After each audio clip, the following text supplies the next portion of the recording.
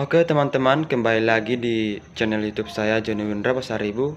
Di sini saya akan menjelaskan sedikit teori belajar humanistik. Sebelum memulai video, jangan lupa di like, di subscribe, dan di share.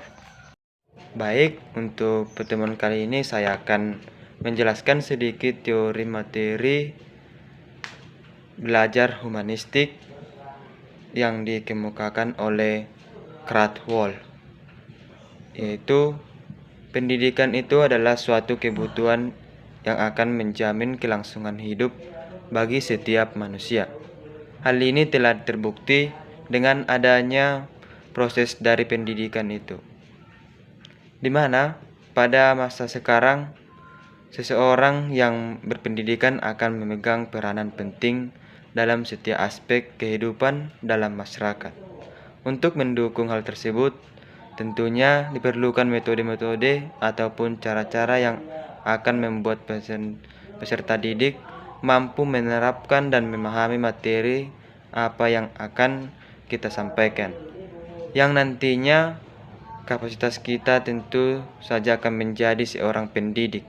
Selain dengan metode atau cara-cara yang efektif, kita juga harus mampu memahami peserta didik secara personal maupun secara kelompok. Baik, di sini kita akan mengaplikasikan teori belajar menurut Krathwohl dalam kaitan studi IPA atau ranah kognitif. Tujuan kognitif atau ranah kognitif adalah ranah yang mencakup kegiatan mental atau otak. Menurut Krathwohl, segala upaya yang menyangkut aktivitas adalah termaksud dalam ranah kognitif. Dalam ranah kognitif itu terdapat 6 rangkaian proses berpikir mulai dari jenjang terendah sampai jenjang yang tertinggi, yaitu pertama mengingat, kedua memahami, ketiga mengaplikasikan, keempat menganalisis, kelima mengaplikasi, dan yang keenam membuat. Selanjutnya dalam bidang studi PKN atau ranah efektif. Yang pertama menerima, kesediaan untuk menyadari adanya suatu fenomena di lingkungannya dalam mengajar bentuk berupa pendapat atau perhatian, mempertahankannya dan mengarahkannya. Contoh, guru menjelaskan arti pentingnya keutuhan suatu negara seperti NKRI. B. Menanggapi, yaitu memberikan reaksi terhadap fenomena yang ada di lingkungannya, meliputi persetujuan, kesediaan, dan kepuasan dalam memberikan tanggapan. Contoh, guru menanyakan kepada siswa apa saja yang dapat kita lakukan sebagai warga negara dalam mempertahankan keutuhan negara kita. C. Menilai, yaitu berkaitan dengan harga atau nilai yang diterapkan pada suatu objek, fenomena, atau tingkah laku. Penilaian ini berdasarkan interaksi dari serangkaian nilai tertentu yang diekspresikan dalam tingkah laku. Contoh, setelah menanyakan hal seperti di atas, guru membahas jawaban-jawaban yang dikemukakan oleh siswa. D. Mengelola, yaitu memadukan nilai-nilai yang berbeda, menyelesaikan konflik diantaranya, dan membentuk suatu sistem nilai yang konsisten. Contoh, kemudian guru menanyakan tentang berbagai gangguan yang dapat mengancam keutuhan NKRI dan permasalahan yang terjadi di Indonesia. E. Menghayati, yaitu memiliki sistem nilai yang mengendalikan tingkah laku sehingga menjadi karakteristik gaya hidupnya. Contoh, guru menjelaskan upaya-upaya yang dilakukan dalam menjaga keutuhan wilayah NKRI serta perilaku atau sistem yang dapat dilakukan untuk mempertahankan tanah air. Selanjutnya di bidang studi pendidikan jasmani atau ranah psikomotorik. A. Persepsi, yaitu menggunakan alat indera untuk menjadi pegangan dalam membantu gerakan. Contoh, seorang guru menjelaskan arti penting olahraga dan menjaga kesehatan tubuh. B.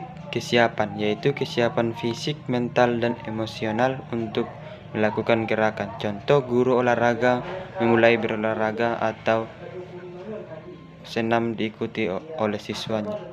C. Respon terpimpin atau penggunaan, yaitu tahap awal untuk mempelajari keterampilan yang kompleks, termasuk dalam gerakan coba-coba. Contoh, siswa dalam hal ini mengikuti gurunya untuk coba-coba yang dilakukan. D. Mekanisme atau ketepatan, membiasakan gerakan-gerakan yang telah dipelajari sehingga tampil dengan meyakinkan dan cakap. Contoh, setelah melihat guru olahraganya berkali-kali dengan melakukan gerakan yang sama, akhirnya siswa dapat membiasakan gerakan dengan tepat.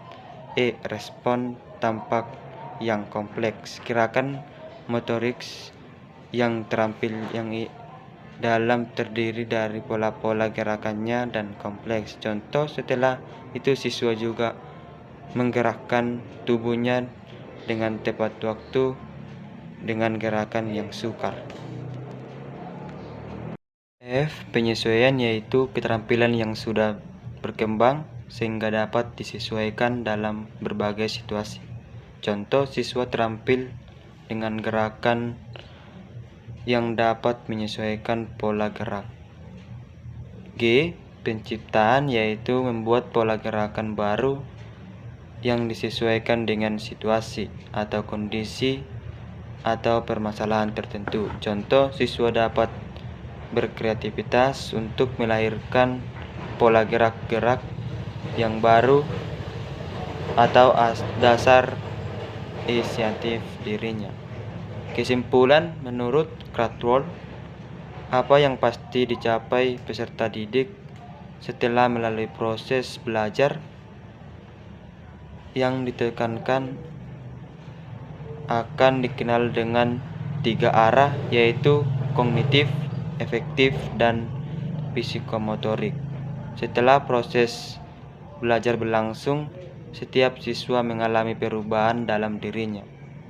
Ada penambahan ilmu pengetahuan yang hasilnya akan sesuai dengan tujuan awal dari pembelajaran, baik penekanannya dalam ranah kognitif, efektif, maupun psikomotorik.